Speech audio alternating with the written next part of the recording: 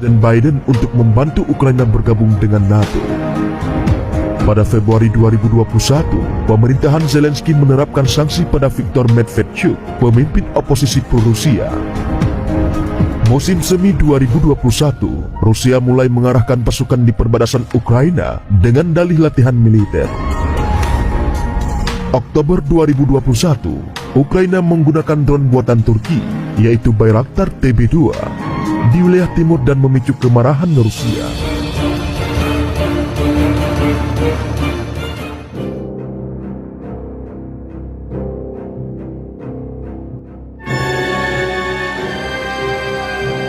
Sejak merdeka, Ukraina hampir selalu berkonflik dengan Rusia yang mengklaim bahwa secara historis dua negara itu adalah satu bangsa. Pada Kamis 24 Februari 2022 pagi, Presiden Rusia Vladimir Putin mengumumkan invasi ke Ukraina dan segera diikuti oleh tembakan rudal ke berbagai kota Ukraina dari wilayah perbatasan. Ukraina dulunya adalah bagian dari Uni Soviet, tetapi federasi itu pecah berkeping-keping dan hanya menyisakan Rusia, wilayah terbesar yang menjadi pusat pemerintahan Uni Soviet. Nah, berikut kronologi sejarah politik Ukraina sejak lepas dari Moskwa pada tahun 1991. Pada tahun 1991, Leonid Kravchuk, pemimpin Ukraina, menyatakan kemerdekaan dari Uni Soviet yang kemudian disahkan lewat referendum. Kravchuk kemudian terpilih sebagai presiden. 1994, Leonid Kuchma mengalahkan Kravchuk dalam pemilihan presiden yang dinilai terbuka dan adil. Pada tahun 1999, Kuchma terpilih lagi, tetapi pemilihan presiden ketika itu diwarnai banyak laporan kecurangan. Pada tahun 2004, kandidat presiden Viktor Yanukovych yang sangat pro-Rusia terpilih sebagai presiden. Akan tetapi, dia dituduh melakukan kecurangan dan memicu aksi demonstrasi massal yang disebut Revolusi Oranye. Revolusi itu berhasil mendorong dilakukannya pemilihan ulang dan muncul sebagai pemenang adalah Viktor Yushchenko. Pada tahun 2005, Yushchenko dilantik sebagai presiden dengan janji membawa Ukraina lepas dari bayang-bayang Kremlin dan mendekat ke Fakta Pertahanan Atlantik Utara atau NATO serta Uni Eropa. Dia menunjukkan taipan perusahaan energi Julia Timoshenko sebagai Perdana Menteri, akan tetapi kemudian dipecat karena konflik internal. Pada tahun 2008, NATO berjanji suatu hari nanti Ukraina akan menjadi anggotanya. 2010, Yanukovych yang pro-Rusia mengalahkan Timoshenko. Dalam pemilihan presiden, Rusia dan Ukraina menyepakati kerjasama pasokan dan harga gas alam, dan sebagai balasannya, keberadaan Angkatan Laut Rusia di Pelabuhan Laut Hitam Ukraina diperpanjang. Pada tahun 2013, pemerintahan Yanukovych menghentikan perundingan dagang dengan Uni Eropa. Pada November lalu, memilih menghidupkan kembali kerjasama ekonomi dengan Moskwa. Tindakan itu kembali memicu aksi unjuk rasa meluas di Kiev. Unjuk rasa yang berkepanjangan di Kiev berakhir ricuh, belasan demonstran pun tewas. Pada Februari 2014, parlemen melakukan pemungutan suara dan memberhentikan Yanukovych, yang kemudian melarikan diri. Beberapa hari kemudian, sekelompok orang bersenjata menyerbu kantor parlemen di semenanjung Crimea, Ukraina, dan mengibarkan bendera Rusia. Pada 15 Maret 2014, Moskwa menganeksasi Crimea lewat referendum di mana mayoritas warga setempat memilih bergabung dengan Federasi Rusia.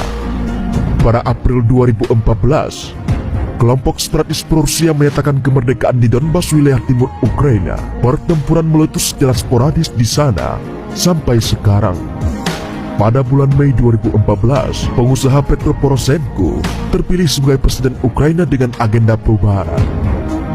Pada Juli 2014, sebuah rudal menjatuhkan pesawat sipil MH17 milik Malaysia yang sedang terbang di Amsterdam menuju Kuala Lumpur. Saat itu, menewaskan 298 orang di dalamnya. Penyidikan menemukan bukti bahwa rudal itu buatan Rusia yang membantah keterlibatan.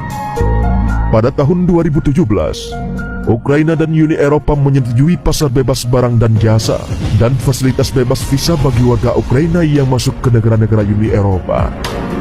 Pada tahun 2019, Rusia marah setelah ribuan aliran gereja Ortodok Ukraina mendapat pengakuan resmi dari pemerintah. Pada April 2019, mantan aktor Volodymyr Zelensky mengalahkan Poroshenko dalam pemilihan presiden dengan janji memberantas korupsi dan mengakhiri perang di wilayah timur Ukraina. Partai Pelayan Rakyat yang dia pimpin juga menang dalam pemilihan parlemen. Pada Juli 2019, Presiden Amerika Serikat Donald Trump meminta Zelensky untuk menyelidiki Joe Biden, rivalnya, dalam pemilihan Presiden Amerika Serikat dan putra Biden Hunter, atas dugaan kesepakatan bisnis di Ukraina. Pembicaraan ini membuat DPR Amerika Serikat memakzulkan Trump. Februari 2021, Zelensky meminta Presiden Biden untuk membantu Ukraina bergabung dengan NATO. Pada Februari 2021, pemerintahan Zelensky menerapkan sanksi pada Viktor Medvedchuk, pemimpin oposisi pro-Rusia. Musim semi 2021, Rusia mulai mengarahkan pasukan di perbatasan Ukraina dengan dalih latihan militer. Oktober 2021, Ukraina menggunakan drone buatan Turki, yaitu Bayraktar TB2, di wilayah timur dan memicu kemarahan Rusia. Musim gugur 2021, Rusia kembali mengarahkan pasukan dekat Ukraina. 7 Desember 2021, Biden memperingatkan Rusia akan dikenakan sanksi ekonomi jika menginvasi Ukraina. 17 Desember 2021, Rusia mengajukan sejumlah tuntutan, termasuk jaminan bahwa NATO akan menghentikan aktivitas militer di Eropa Timur dan Ukraina. 14 Januari 2022, situs-situs pemerintahan Ukraina diretas dengan ancaman bahwa warga Ukraina bakal ketakutan dan menghadapi situasi terburuk. 17 Januari 2022, pasukan Rusia mulai berdatangan di Belarusia, di wilayah utara Ukraina untuk latihan militer gabungan. 24 Januari 2022, NATO meningkatkan kesiagaan dan mengerahkan kapal perang dan pesawat tempur di wilayah timur Eropa. Pada 26 Januari 2022, Washington memberikan jawaban tertulis pada tuntutan Rusia dan menegaskan bahwa NATO tetap menerapkan kebijakan pintu terbuka dan menawarkan diskusi yang pragmatis dengan Moskow. 28 Januari 2022, Presiden Rusia Vladimir Putin mengatakan tuntutan utama Rusia masih belum dipenuhi. 2 Februari 2022, Amerika Serikat mengatakan akan mengirimkan 3.000 pasukan tambahan ke Polandia dan Rumania untuk membantu membentengi para anggota NATO dari dampak lanjutan krisis ini. 4 Februari 2022, Putin mendapat dukungan dari Tiongkok atas tuntutan agar Ukraina tidak diizinkan bergabung dengan NATO. 7 Februari 2022, Presiden Prancis Emmanuel Macron melakukan upaya diplomasi dengan menemukan Putin di Kremlin. Macron lalu berkunjung ke Kiev. 9 Februari 2022, Biden mengatakan situasi bisa dengan cepat menjadi liar dan Kementerian Luar Negeri Amerika Serikat memerintahkan warganya di Ukraina untuk segera pergi. Himbauan itu diikuti oleh negara-negara lain. 14 Februari 2022, Zelensky mendesak rakyat Ukraina untuk mengibarkan bendera nasional dan menyanyikan lagu kebangsaan pada 16 Februari, hari yang oleh berbagai media disebut sebagai Hari H invasi Rusia. 15 Februari 2022, Rusia mengklaim sebagian pasukannya kembali ke barat setelah latihan di dekat Ukraina dan meledak pernyataan-pernyataan media barat yang mengkhawatirkan invasi dalam waktu dekat. Parlemen Rusia meminta Putin untuk mengakui kemerdekaan dua wilayah di Ukraina Timur yang pro-Moskow. Pada 18 Februari 2022, Duta Besar Amerika Serikat untuk Organisasi Keamanan dan Kerjasama Eropa Michael Carpenter mengatakan Rusia mungkin telah mengerahkan 200.000 pasukan dekat Ukraina. Pada 19 Februari 2022, Rusia melakukan latihan perang nuklir dengan dipimpin langsung oleh Putin. 1 Februari 2022, Macron mengatakan Biden dan Putin telah setuju untuk bertemu membahas krisis di Ukraina. Dalam pidato televisi, Ukraina adalah bagian tidak terpisahkan dari sejarah Rusia dan tidak punya sejarah sebagai negara mandiri. Ukraina dikelola oleh kekuatan asing dan rezim boneka. Begitulah kata Putin. Dia juga menekankan perjanjian untuk mengakui kemerdekaan dua wilayah yang melepaskan diri dari Ukraina dan memerintahkan pengiriman pasukan Rusia ke sana.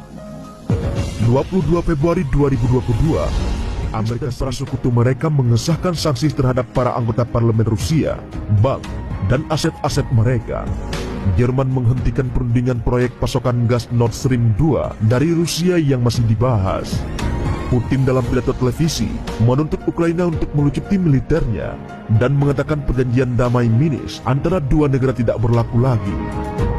militer Rusia mulai menembakkan rudal dan serangan artileri ke pos-pos militer dan pangkalan udara Ukraina di sejumlah kota besar.